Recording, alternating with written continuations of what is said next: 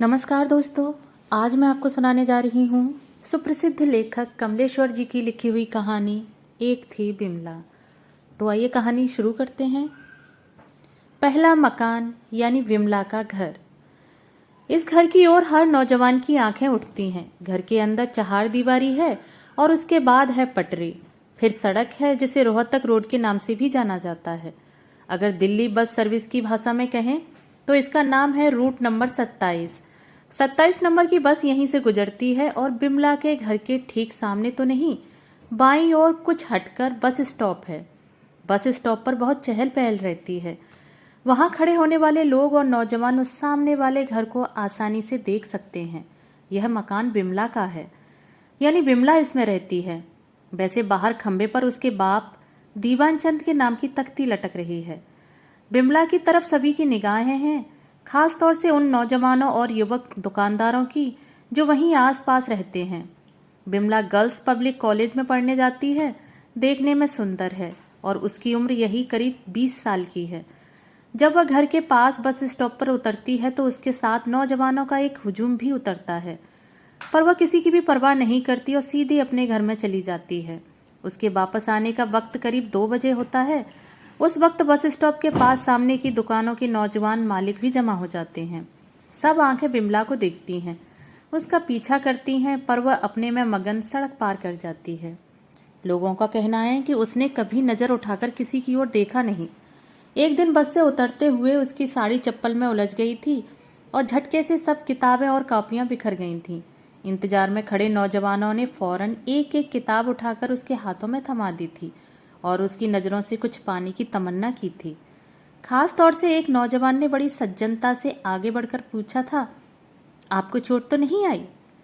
जी नहीं, बिमला ने बहुत शालीनता से कहा था और अपनी किताबें लेकर चली गई थी। दूसरे दिन वही नौजवान खास तौर से बिमला के सामने पढ़ने के लिए 1 बजे से बस स्टॉप पर खड़ा था। आखिर एक बस से बिमला उतरी। पहचान को और गहरा बनाने के लिए उस नौजवान ने बढ़कर उससे बातें करनी चाहिए, पर बिमला चुपचाप सकुचाती सड़क पार कर गई।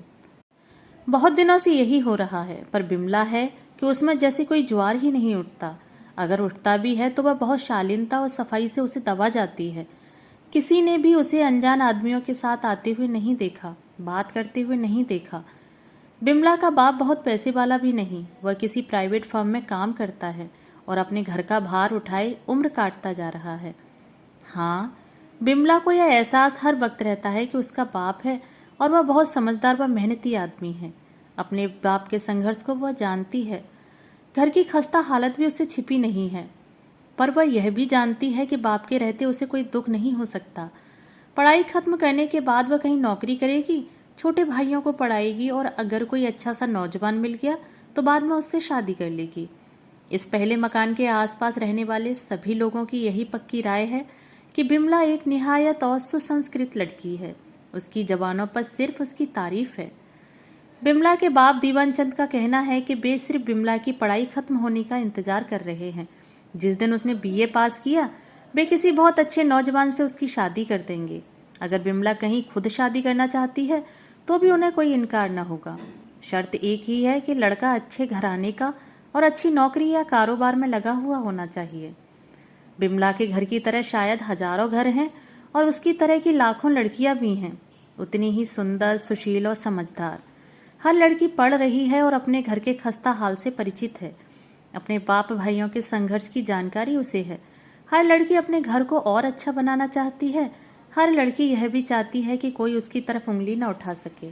सब लोग उसके बारे में बहुत अच्छी अच्छी बातें सोचें, उसकी खूबसूरती को सराहें और गुणों की प्रशंसा करें। वह अपने घर की इज्जत का जीता जागता नमूना बने और बाप भाइयों की नाक उसकी वजह से ऊंची रहे। शादी के बाद सब जानने वालों को यह संतोष हो कि उसका पति बहुत इज्जतदार, ओहदेदार और शानदार आदमी है और वह शादी के बाद भी अपने भाई बहनों की प्यारी बनी रहे, उनकी मदद कर सके और घर में गौरव प्राप्त करे। पहले मकान में रहने वाली बिमला भी यही चाहती थी और जो वह चाहती थी वह सब उसके सामने पूरा भी होता जा रहा था। उम्मीद भी यही है कि उसके सब सपने साकार हो जाएंगे, क्योंकि जो कुछ वह चाहती है वह पा लेना बहुत मुश्किल भी नहीं है। और उस पहले मकान यानी बिमला के घर यह कहानी यहीं खत्म हो जाती है, क्योंकि अभी इससे आगे कुछ हुआ नहीं है। इस तारीख तक घटनाएं यहीं तक पहुंची हैं, इसलिए यह बात यहीं पर खत्म होती है। परमात्मा करे सबको बिमला जैसी सुशील और समझदार लड़की मिले और किसी की नाक नीची न हो, क्योंकि दुनिया यही चाहती है। दूसरा मकान यानी कुंती का घर। बिमला के घर से यह मकान काफी दूरी पर है। यूं देखने पर बिमला और कुंती का कोई संबंध भी नहीं है, पर न जाने क्यों उसमें बिमला की झलक सी दिखाई पड़ती है। बिमला कुंती को नहीं जानती और न कुंती उसे। यह भी जरूरी नहीं है कि जो लोग बिमला को जानते हैं वे कुंती को भी जानते हों। बहुत से ऐसे लोग हैं जो कुंती को कतई नहीं जानते। इत्तेफाक की बात यह है कि कुंती का मकान भी इसी सड़क पर है। मकान क्या, एक पूरा कमरा कह लीजिए। कई साल पहले पूरा मकान लाल का हाथ तंग होता गया और मकान के कमरे किराए पर चढ़ते गए। उनके मकान के फाटक पर भी पहले उनके नाम की तख्ती रहती थी, पर फिर उस पर बाकी किराएदारों के नामों की तख्तियां लटक गईं और मकान में हिस्सेदारी के अनुपात का सम्मान करते हुए फाटक पर औरों का हक हो गया। मनोहर लाल की तख्ती वहां से उठकर कमरे की दीवार पर चली गई। जिस वक्त वह तख्ती कमरे की दीवार पर पहुंची, उस वक्त मनोहर लाल की हालत बहुत खस्ता थी। नौकरी करने के बावजूद खर्चे का पूरा नहीं पड़ता था। कर्जा भी सिर पर चढ़ता जा रहा था। कुंती से बड़ा एक लड़का था जो जरूर, पर शादी के बाद अलग हो गया था। उसने सभी संबंध तोड़ लिए थे। घर से उसका कोई वास्ता नहीं रह गया था। अब घर के 5 बच्चों में सबसे बड़ी कुंती ही है। एक छोटी बहन और 3 भाई और हैं। एक दिन दिल का दौरा पड़ने से मनोहर लाल की मौत हो गई। उस वक्त कुंती इंटर में पढ़ रही थी। मनोहर लाल के मरने के बाद घर की देखभाल और खर्चे का पूरा भार कुंती पर ही आ गया था। दीवार पर लगी हुई तख्ती उतारकर अपनी पुरानी चीजों वाले बक्से में आदर से रख दी गई थी, क्योंकि जब जब कुंती बाहर से आती थी वह तख्ती देखकर उसकी आंखें भर आती थीं। मरने से पहले मनोहर लाल को यही संतोष था कि कुंती जैसी सुशील समझदार लड़की कम से कम इस जमाने में मिलना बहुत मुश्किल थी। वे यही सोचते थे कि कुंती के बीए पास करते ही उसकी शादी किसी अच्छे नौजवान से कर देंगे। ऐसे नौजवान से जिसका खानदान भी ऊंचा हो और जो खुद ऊंची जगह पर हो। अगर कुंती चाहेगी तो वे उसकी पसंद के लड़के के लिए तैयार हो जाएंगे, क्योंकि उन्हें सिर्फ कुंती की खुशी चाहिए थी। बहरहाल उन्होंने न जाने क्या क्या सोचा होगा और कुंती ने क्या क्या मन में तय किया होगा। जहां से हम उसे जानते हैं वहां से सिर्फ इतना ही बता सकते हैं कि वह इस वक्त एक नर्सरी स्कूल में मास्टरनी है, जहां से उसे 100 रुपए तनख्वाह के रूप में मिलते हैं, जिससे छोटे भाई बहनों का पढ़ाई का पूरा खर्चा भी निकलता है। नर्सरी स्कूल से लौटने पर वह किसी जगह ट्यूशन के लिए भी जाती है। वह संघर्षों के बीच से गुजर रही है और अपने घर की इज्जत को बनाए रखने के लिए भरसक प्रयास कर रही है। जैसे जैसे वह सारा सामान मुहैया करती है, चींटी की तरह हर वक्त चुपचाप काम और प्रयास में लगी रहती है। उसी के घर के पास एक सर्राफे की दुकान है और खराद का काम करने वाले सरदार का कारखाना। असल में वह खराद का कारखाना भी उसी सर्राफे का है। उसमें काम करने वाला सरदार उसका नौकर है। उस कारखाने में तमाम पुरानी चीजें भरी हुई हैं। अंट संट तरीके से बोरे भरे हुए हैं जिनमें पुराना सामान है। सर्राफे की यह दुकान गरीबों को बहुत सहारा देती है। पिछले 5 बरस से कुंती अपनी परिस्थितियों से लड़ती आ रही है, लेकिन कैसे यह शायद किसी को नहीं मालूम। बलवंत राय सराफ की दुकान में शीशे की अलमारियां हैं जिनमें चांदी कांसे का जेवर सजा हुआ है। एक सेफ दीवार में गड़ी हुई है जिसमें उसके कहने के मुताबिक सोने का सामान और कीमती पत्थर मोती वगैरह बंद हैं। बलवंत राय है तो सर्राफ, पर उसके कितने कारोबार है इसका ठीक ठीक पता भी किसी को नहीं है। पुराना सामान भी खरीदता है और नए का व्यापार भी करता है, पर नए से नए फैशन के कपड़े पहनता है। पर पेट से ज्यादा निकला होने के कारण हर कपड़ा उसके ऊपर बहुत बेडौल लगता है।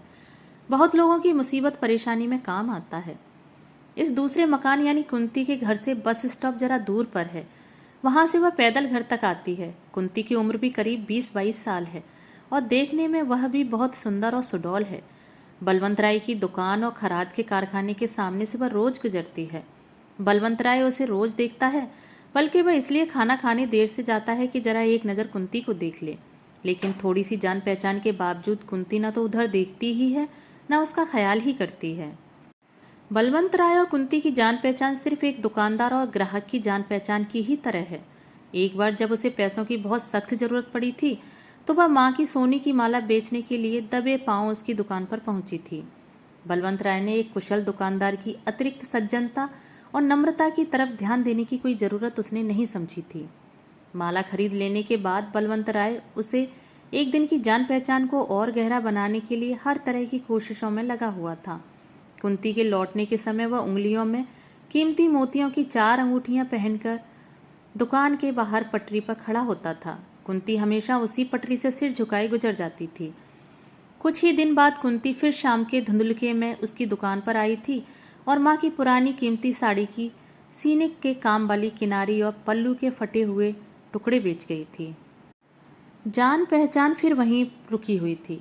बलवंत राय की दुकान और कारखाने के बीच में कुंती के घर की बहुत सी चीजें पहुंच चुकी थीं। कुछ पुराने भारी भारी बर्तनों की खराद चढ़ाकर और नया बनाकर वह बेच भी चुका था। गिलट और पीतल के गुलदस्ते भी वह खरीद चुका था, पर जो वह चाहता था वह नहीं हुआ था। कुंती से उसने हर बार बातें की थी, पर उसकी बातों में कहीं कहीं कुछ भी ऐसा नहीं था कि बलवंत राय को कोई मतलब निकाल सकता।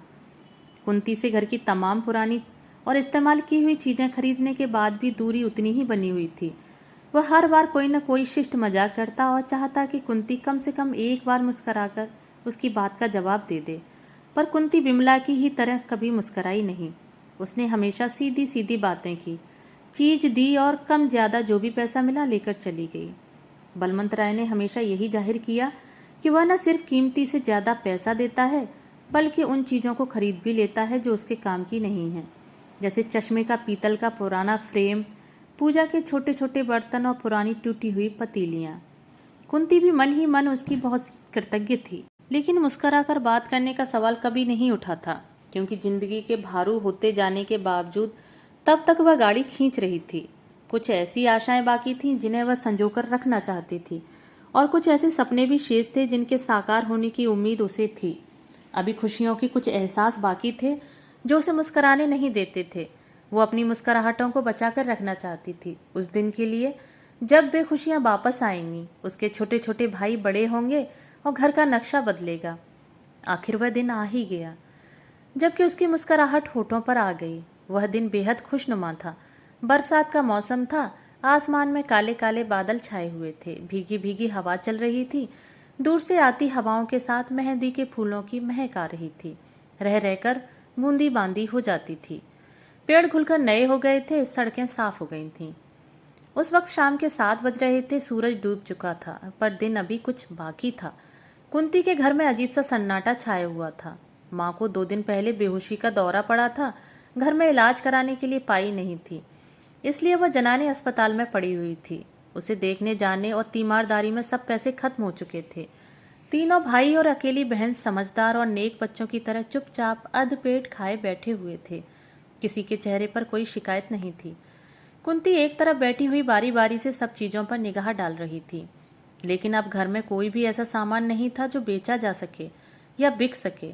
तस्वीरों के लकड़ी के फ्रेम बिक नहीं सकते, तवा और आखिरी पतीली बेची नहीं जा सकती, और 2-2-4-4 आने में 2-3 चीजें बिक भी जाएं तो कुछ भी हासिल नहीं होता था। मौसम बहुत सुहावना था। हर तरफ से जैसे खुशियां फूट पड़ रही थीं। पेड़ों पर अजीब सी ताजगी छाई हुई थी, और ऐसे खुशनुमा वक्त में कुंती की आंखें रह रहकर भर आती थीं। दिल में अजीब सी हूक उठती। भाई बहनों के मासूम चेहरों की तरफ जब वह देखती थी तो मन बैठने लगता था और आंसू नहीं थमते थे। आखिर वह कमरे के बाहर आकर खड़ी हो गई। कुछ देर पसो पेश में रही, फिर भीतर जाकर उसने कपड़े बदले, अपने बाल ठीक किए और छोटी बहन को समझाकर कि वह अभी आ रही है, वह बाहर निकल आई। उसकी चाल में कोई संकोच नहीं था। मन अजीब सी मजबूरी की अनुभूति और हिचक से भरा हुआ था, और वह हमेशा की तरह फिर बलवंत राय की दुकान पर खड़ी थी। शाम गहरी हो गई थी। आज वह दिन आ गया था जब उसका मन बहुत भारी था और दुखों के बोझ से हल्की सी मुस्कुराहट होठों पर उतर आई थी। बलवंत राय ने वह मुस्कुराहट देखी तो सहसा विश्वास नहीं कर पाया। हकलाते हुए बोला, आइए आइए, वहां क्यों रुक गई? कुंती भीतर चली गई। एक आध ग्राहक और बैठे हुए थे। कुंती हमेशा की तरह बेंच पर बैठ गई। बलवंत राय ने ग्राहकों को जल्दी से निपटाकर विदा किया और कुंती को देखा तो उसे सिर्फ वह मुस्कुराहट ही नजर आई। इतने दिनों का परिचय सहज सम्मान का रूप ले चुका था। बलवंत राय ने धीरे से कहा, कहिए क्या सेवा करूं? बहुत सकुचाते और हिचकते हुए कुंती ने मुस्कुराने की फिर कोशिश की। उसके होठों पर मुस्कुराहट की लकीर खिंच गई और वह नीची निगाहें करके बोली, आज असल में हमें 20 रुपए की सख्त जरूरत है। चीज तो कोई नहीं ला पाई, यह बात यह थी कि बलवंत ने और कुछ जानना जरूरी नहीं समझा। कुंती के घर की हालत उसे पता थी और उसके मन में मदद करने की बात भी थी। उसने फौरन 20 रुपए आगे बढ़ा दिए तो बहुत संकोच से लेते हुए कुंती ने कहा, 1 तारीख को दे आऊंगी। कोई बात नहीं, आ जाएंगे। बलवंत ने कहा तो वह जैसे उबर आई थी। मन का बोझ भी कुछ हल्का सा नजर आ रहा था। वह हमेशा की तरह ही चुपचाप बाहर निकल आई, पर आज उसने आगे बढ़ने से पहले बलवंत राय के चेहरे पर कुछ भाव पड़ने की कोशिश करनी चाहिए। वह हमेशा की तरह ही शालीनता से मुस्कुरा रहा था। कुंती भी धीरे से मुस्कुराई और हमेशा की तरह ही चुपचाप पटरी पर चल दी। कुंती के घर की तरह शायद हजारों घर हैं और उसकी तरह की लाखों लड़कियां हैं जो आज अपने पैरों पर खड़े होकर कुछ बनना चाहती हैं और अपने घर की खुशियां वापस लाना चाहती हैं। पर लड़की किसी बहुत खूबसूरत दिन के लिए अपनी सब मुस्कुराहटें सजो कर रखना चाहती है। दूसरे मकान में रहने वाली कुंती भी यही चाहती थी और जो वह चाहती थी उसके मिलने का विश्वास उसे शायद अभी तक है, आज शाम तक था। और उस मकान यानी कुंती के घर की यह कहानी भी यहीं खत्म हो जाती है, क्योंकि अभी इससे आगे कुछ हुआ नहीं है। इस तारीख तक पहनाए यहीं तक पहुंची है, इसलिए यह बात यहीं पर खत्म होती है। परमात्मा करे ऐसा खुशनुमा दिन कभी ना आए और किसी को मुस्कुराना न पड़े, क्योंकि दुनिया यही चाहती है। तीसरा मकान यानी लज्जा का घर। लज्जा का घर ठीक उस चौराहे पर है जहां से बाग के लिए रास्ता कटता है। उसे घर नहीं, फ्लैट कहा जाता है। बिमला या कुंती से लज्जावती का कोई संबंध नहीं है, फिर भी एक संबंध सा दिखाई पड़ता है। उन दोनों को यह नहीं पता कि जहां से बाग के लिए रास्ता कटता है वहां कोई ऐसा शानदार फ्लैट भी है जो वहां लज्जा नाम की कोई लड़की रहती है। लज्जा भी कुंती और बिमला की तरह खूबसूरत है, लेकिन उसके रहन सहन ने उससे कुछ ज्यादा ही खूबसूरत बना रखा है। उसके घर में रहने वाले और लोगों के कपड़ों, जूतों और बालों में चमक तो है, पर चेहरों पर धन की ललाई नहीं है। ऐसा लगता है जैसे इन लोगों के दिन फिर गए हैं और ये एकाएक मालदार हो गए हैं। लज्जा को जब भी लोगों ने देखा है मुस्कुराते हुए ही देखा है। अपनी कोई कार उसके पास नहीं है, पर वह हमेशा या तो किसी कार से जाती है या टैक्सी से। ठीक तो मालूम नहीं, पर सुना यही है कि वह किसी बड़े होटल में रिसेप्शनिस्ट है। कभी कभी होटल का सामान लाने ले जाने वाला वैशन भी उसे काफी रात गए घर छोड़ जाता है। लज्जा को यह संतोष है कि आखिर उसने संघर्ष में हार नहीं मानी और उन दिनों को जीत लिया जो बहुत ही दुखदायी और कष्टप्रद रहे हैं।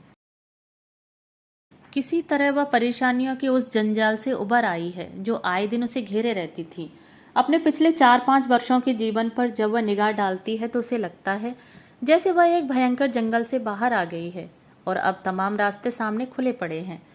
लोग उसे बहुत शक की निगाहों से देखते हैं। उसके फ्लैट के नीचे रहने वाला ब्रोकर बड़े मजे ले लेकर उसकी कहानियां सुनाता है। एक रात तो यह लड़की 2 बजे आई, बड़ी आलीशान गाड़ी थी और यहीं भाईजान सीढ़ियों वाली जगह में उस आदमी ने इसे प्यार किया और गाड़ी लेकर चला गया। यह यहीं बाहर खड़ी बहुत देर तक जाती हुई गाड़ी को देखती रही, फिर लड़खड़ाती हुई ऊपर चली गई। बहुत देर तक इसने घंटी बजाई, तब दरवाजा खुला और रास्ते में ही इस लड़की ने चीखना चिल्लाना शुरू कर दिया। बहुत डांट लगाई घर वालों को कि घंटे घंटे भर घंटी बजानी पड़ती है। घर में सभी लोग थे पर किसी ने चूं तक न की। कितनी तनख्वाह मिलती होगी इसे? एक ने ब्रोकर से पूछा था तो उसने रस लेते हुए कहा था, अरे उसे पैसों की क्या कमी, कार से नीचे तो पैर नहीं रखती, बड़ी लंबी लंबी दोस्तियां हैं उसकी। लज्जा को लेकर सब लोग बात करते हैं और अजीबोगरीब किस्से सुनाते हैं, बेहद मजेदार और गंदे किस्से, पर लज्जा इन सबसे बेफिक्र है, न वह परवाह करती है। उसके रहन सहन का ऐसा सिक्का सब पर जमा हुआ है कि उसके आने जाने के वक्त वे निगाहें लपेट जाते हैं। लज्जा के होठों की मुस्कुराहट में एक अजीब सा जादू है, वह जादू जिसका एहसास अभी बिमला को अपनी जिंदगी में नहीं हुआ है। लज्जा के शरीर में मोहक कमनीयता है और चाल में एक बनावटी खम है। वह रोज वह बालों का स्टाइल बदलती है और अंदाज में भी बदलाव नजर आता है। लगता है कि वह बहुत तेजी से किसी रास्ते पर बढ़ती चली जा रही है। वह रास्ता खुला हुआ है पर इतनी तेज रफ्तार से भागती चली जा रही है कि कोई आवाज उस तक नहीं पहुंचती। वह खुद किसी आवाज को सुनने की स्थिति में नहीं है। पास पड़ोस में रहने वाले अपनी लड़कियों के लिए खास तौर से चिंतित हैं। लज्जा के साथ वाले फ्लैट में तो कोई गृहस्थ ज्यादा दिन तक रुक ही नहीं सका। उनकी बीवियों ने वहां रहना मुहाल कर दिया, इसलिए अब उसमें चिट फंड वालों का दफ्तर खुल गया है जो दिन भर अपना व्यापार करते हैं और शाम को वहीं से बियर पीकर घूमने के लिए निकल जाते हैं। उन्हें भी लज्जा की मुस्कुराने वाली आदत से परेशानी होती है और वे वहीं बैठे बैठे सुबह वाली मुस्कुराहट के बारे में कयास करते रहते हैं। आखिर उनकी बात यहीं टूटती है कि लज्जा कम से कम उनकी पहुंच के बाहर की चीज है। वे लज्जा को चीज ही कहते हैं। लज्जा के घर में सब खुश हैं, उन्हें किसी चीज की दिक्कत नहीं है। मामूली और खास सभी तरह के आराम उन्हें प्राप्त हैं, लेकिन भी सब लोग चोरों की तरह वहां रहते हैं। उनके घर का कोई आदमी नीचे बाजार से सौदा नहीं खरीदता और न वहां के लोगों से रब्त जब्त ही रखता है। वे सब जैसे अकेले अकेले रहते हैं। खास तौर पर लज्जा की माँ जब कभी दरवाजे पर दिखाई पड़ती है तो एक आध निगाहें फौरन यह बताने लगती हैं कि यही है उस लड़की की माँ। उन नजरों की भाषा को उसकी माँ पढ़ लेती है और इस बात का संतोष करती है कि वह अब इस मोहल्ले में नहीं है जहाँ तमाम रिश्तेदार रहते थे, नहीं तो वे कुड़कुड़ कर ही जान दे देते। लज्जा अधिकतर 3 आदमियों के साथ दिखाई पड़ती है और एक रात जबकि मौसम बहुत खराब था, आसमान रुंधा रुंधा सा था और धूल भरी आंधी चल रही थी, तो लज्जा दिलीप की कार से उतरी थी। उसका मुंह उतरा हुआ था, आंखों में बड़ा सूनापन था, बाल भी बिखरे बिखरे से थे। वह दिलीप को अपने साथ ऊपर ले गई थी और कमरा चारों तरफ से बंद करके उसने बहशियों की तरह उसे ताकते हुए पूछा, तुम आखिर इनकार क्यों करते हो? क्या नहीं है मुझ में? इतने दिनों में क्या बदल गया है? दिलीप कुछ देर चुप बैठा रहा। लज्जा ने उसे फिर कुरेदा था तो उसने कहा, मैं जो कह चुका हूं उसे दोहरा नहीं सकता। लेकिन क्यों? लज्जा अस्त व्यस्त सी हो गई थी और दिलीप के कंधे से उसने अपना सिर टिका दिया था। दिलीप ने एक बार बहुत गहरी नजरों से उसे ताका था, जैसे वह जोर लगाकर अपना निश्चय बदलने की कोशिश कर रहा हो। लज्जा सीधी बैठ गई थी और खामोश निगाहों से अपना उत्तर मांग रही थी। इस बात को उठाना ही बेकार है लज्जा, इस पर बहस नहीं की जा सकती, दिलीप ने बहुत सोचकर कहा था। शादी का सवाल नहीं उठता। कमरे में बड़ी मनहूस खामोशी छा गई थी और कुछ देर बाद दिलीप उठकर चला गया था। लज्जा उसे छोड़ने नीचे नहीं आई थी। लज्जा के फ्लैट की तरह हजारों फ्लैट हैं और उसकी तरह की हजारों लड़कियां भी हैं, उतनी ही सुंदर, कोमल और हर वक्त मुस्कुराने वाली। हर लड़की अपने हाल से परिचित है और वो अपनी जिंदगी को बदलना चाहती है। हर लड़की यही चाहती है कि यह लोग उसे चाहें, लेकिन उनमें कोई एक ऐसा हो जो सिर्फ उसे चाह सके, ताकि उसे यह संतोष हो कि वह जिंदगी में हारी बाजी जीत गई है। तीसरे मकान में रहने वाली लज्जा भी यही चाहती है और जो वह चाहती है उस ओर जाने वाला रास्ता पहले ही कट चुका है और उस तीसरे मकान यानी लज्जा के घर की कहानी यहीं खत्म होती है, क्योंकि अभी इससे आगे कुछ हुआ नहीं है। इस तारीख तक घटनाएं यहीं तक पहुंची हैं, इसलिए यह बात भी यहीं पर खत्म होती है।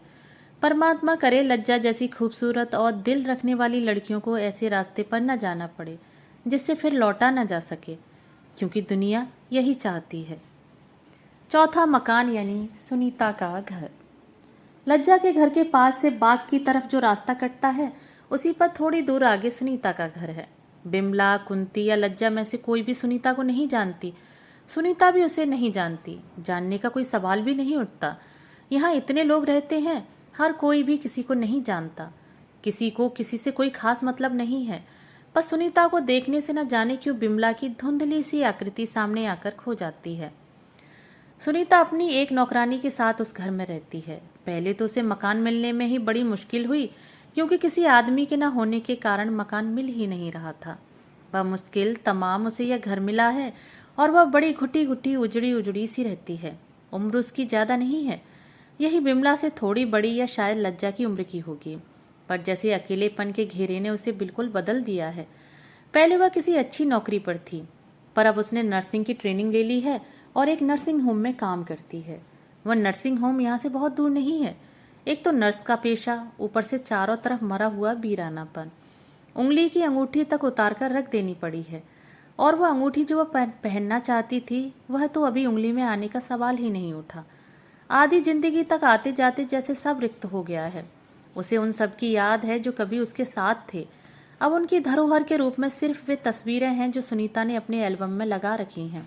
उसके पास ऐसी कोई तस्वीर नहीं जिसे वह फ्रेम में लगाकर रेडियो के ऊपर रखे, कुर्सी में आराम से बैठकर रेडियो सुने और उस तस्वीर से बातें करे, क्योंकि सभी तस्वीरें एक ही आवाज में बोलती हैं और तब तो वे आवाजें भी बहुत पीछे छूट गई हैं।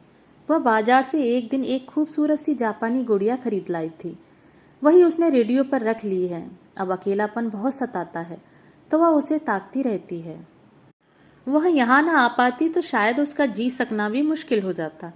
पिछली जिंदगी अधमरे सांप की तरह पलटे खाती है। उसे लगता है कि अब जिंदगी का पूरा अरसा कोई एक जगह गुजार ही नहीं सकता। दुनिया में कोई ऐसी जगह नहीं है जहां अपनी ही जिंदगी से कटकर रहा जा सके, पर हर जगह कुछ ही दिनों में बदबू देने लगती है और रहना मुहाल हो जाता है। यही उसके साथ भी हुआ है।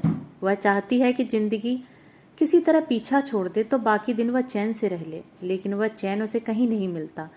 बड़े बड़े लिफाफों में बहुत सी दास्तानें बंद हैं और अलमारी में लगी किताबों में बहुत सी ऐसी लाइनें बंद हैं जिन्होंने उसे गुमराह किया है। अब न किताबें पढ़ने को जी करता है और न उन लिफाफों को खोलने का मन होता है।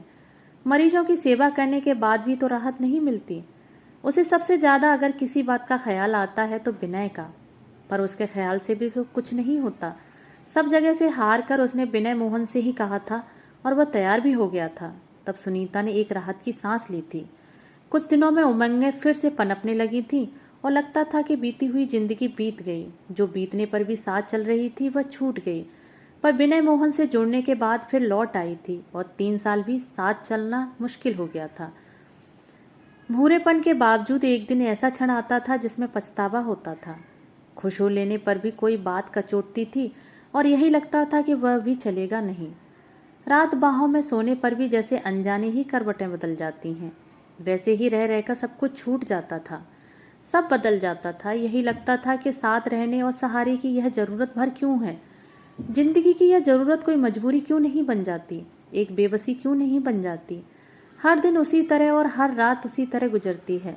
आखिर विनय ने तलाक ले ली थी और अब सुनीता के पास कोई नहीं आता। वह किसी को बुलाती ही नहीं। नर्सिंग होम का कंपाउंडर कभी आता है तो नौकरानी से बात करता है, डॉक्टर साहब का संदेशा दे जाता है और चला जाता है। वह कभी कोई खूबसूरत सी बिल्ली ले आती है या कोई कुत्ता पाल लेती है, फिर उन्हें भगा देती है। और कभी कभी कमरे के सब पर्दे खोलकर वह सोचती है कि ऐसा क्या किया जाए जिससे यह सारा माहौल बिखर जाए। एक दिन तो उसके मन में आया था कि धर्म ही बदल कर देखे, शायद तब कुछ बदले, लेकिन उससे भी कुछ होता नहीं दिखाई पड़ता। यह सबका सब एक मजाक बनकर रह गया है। सुबह सुबह डबल रोटी वाला आता है तो सुनीता से ही बात करता है। नौकरानी चाहे कितना कहे पर वह सुनीता से बात किए बगैर नहीं जाता। सुनीता भी उसका मन रख लेती है क्योंकि उसके चेहरे पर अजीब सी निरीहता है और वह लंगड़ा है। एक टांग से साइकिल चलाता हुआ वह आता है और बाहर वाले चबूतरे पर पैर रगड़ते हुए साइकिल रोकता है। पीछे बंधे बक्से के कारण उसकी साइकिल हमेशा डगमगाती रहती है, पर वह गिरता नहीं। आज सुबह भी डबल रोटी देने आया तो सुनीता को ही निकल कर लेनी पड़ी। नौकरानी चाय की पत्ती खरीदने लगी थी। वह लंगड़ा डबल रोटी वाला मुस्करा मुस्करा कर सुनीता से बातें करता रहा। सुनीता ने ही बात तोड़ दी और वह सामने वाली चाय की गुमटी पर बिस्किट वगैरह देने चला गया।